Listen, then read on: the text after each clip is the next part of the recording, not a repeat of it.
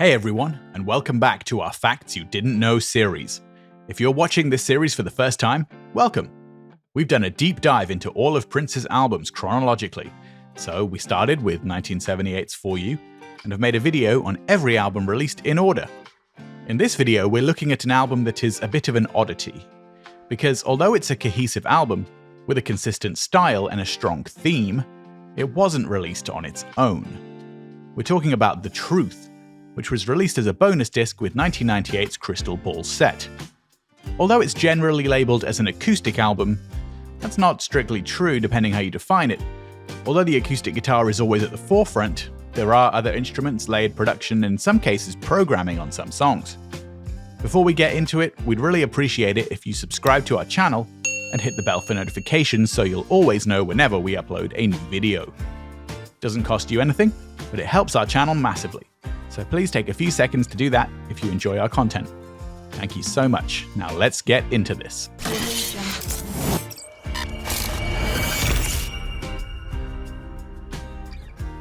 The first thing we want to bring to your attention is about eras. As you may know, pretty much every Prince album tends to have an era, and although some are very concrete and some are very loosely defined, you can mostly have at least a rough idea of where the era starts and ends. The interesting thing is that's not so much the case with The Truth, perhaps partially because it was viewed as a bonus disc or an extra set of material aside from the other things that Prince had planned. But what's interesting is that if you do attempt to define the era, it actually lasts a pretty long time. The first reason why is that both the title track and the song Don't Play Me were actually released almost a full year before the album came out on Valentine's Day 1997. You might note that this is just 3 months after the release of Emancipation, so squarely within the Emancipation era, just 1 month after the single release of The Holy River. So if we consider that the Truth era starts in early 1997, where does it end? Well, the answer to that is that Prince actually planned a full retail release of The Truth in the year 2000, and even had Steve Park work on full packaging. Of course, this release never happened. No information was ever given as to why, but it's likely that Prince simply moved on. Given the personal nature of much of the songwriting, particularly songs like Come Back, and the fact that by 2000 Prince was moving into a different relationship and a different stage of his life, it's likely that he, to some degree, disassociated with the time of his life he was at when he'd recorded this album. Much like Emancipation, which despite being billed as the album he was born to make, was somewhat forgotten about just a few years later, with very few of the songs ever being included in set lists again. Now, given that there are already rumors about Sony potentially re-releasing Crystal Ball this year, one thing we'd love to see is this album finally getting the standalone release that was planned, with the full packaging as designed by Steve Park. In our opinion, there is certainly appetite for this from the fan base. Now, aside from the title track and Don't Play Me, there is one more song that was released and available a long time before the album actually came out. And that's the song Welcome to the Dawn, which is always labelled as the acoustic version.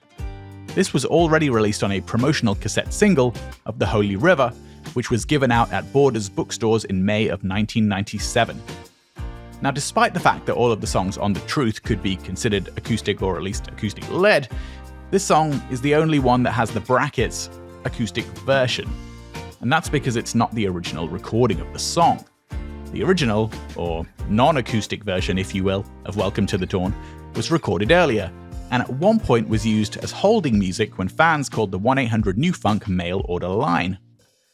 Unfortunately, this version never seems to have been bootlegged, and it's never been released. Now, to flip that around, there's also a song on this album that later appeared on a different release, and that's the song The Other Side of the Pillow. Now, given the nature of this album, you would think that the songs led themselves well for the later One Night Alone tour, which very much had a focus on musicianship and song arrangements over the more pop rock style stadium shows or club gigs. So it's quite odd, and maybe points back to my earlier point about Prince having moved on, that almost none of the songs on this album appeared in that tour. The only one that did is The Other Side of the Pillow, and it worked so well that the live take got included in the One Night Alone live box set. Because of the nature of this album, The fact that it is somewhat niche and low-key and that very few other people were involved with it aside from Prince, there's unfortunately not a huge amount of information circulating about it. So I'll apologize now for this video being a few minutes shorter than most of our others in this series. But the person that knows the most about it is Hans Martin Buff, who engineered it and who we've interviewed on this channel. We'll leave a link to that interview in the description. Now, one thing that Hans did reveal about The Truth is about the absolutely heartbreaking song Comeback. It's generally assumed, although never directly confirmed, that this song was written about the passing of Prince and Maite's son Amir just a few days after he was born. In the interview we did with Hans, he mentioned there was a beginning part of the song that was never released, which he described as 4 a cappella vocal lines that were deeply personal, and that thinking about it gave him goosebumps. Perhaps one day we will get to hear it. Another song that we know ended up getting changed before release is the song Fascination. Now, it seems likely that this song wasn't originally recorded specifically to be on this album, because unlike other songs, it was originally recorded with a full band, including Rhonda, Kirk, Kat Dyson, and Mike Scott from the NPG. Now, although all of their contributions remained on the track also originally had full drums played by David Haynes, who has also worked with folks such as Stevie Wonder and Shaka Khan, and is known for his pioneering finger drum style of playing drum machines in the same style as real drums. Now, when Prince decided that this song would fit on The Truth, the drum track was removed so that the song would be more consistent with the rest of the album. Finally, let's talk about the song DIDN and who it was about. If you're a big hip-hop fan, you might remember the powerful soul vocals on the song Tennessee by the group Arrested Development, which of course landed on Prince's radar due to the uncleared sample from Alphabet Street, which ended up costing the group $100,000 to clear.